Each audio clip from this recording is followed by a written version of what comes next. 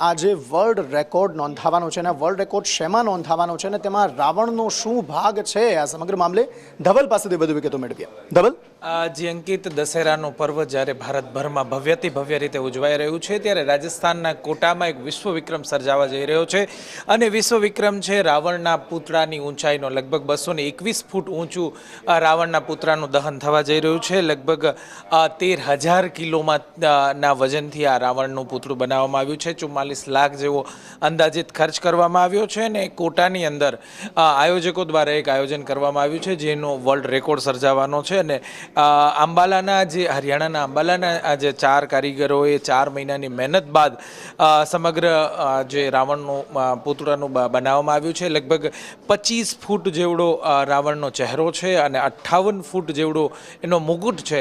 એવડી મોટી ભવ્યતાથી રાવણના પુતળાનું દહન થયું છે.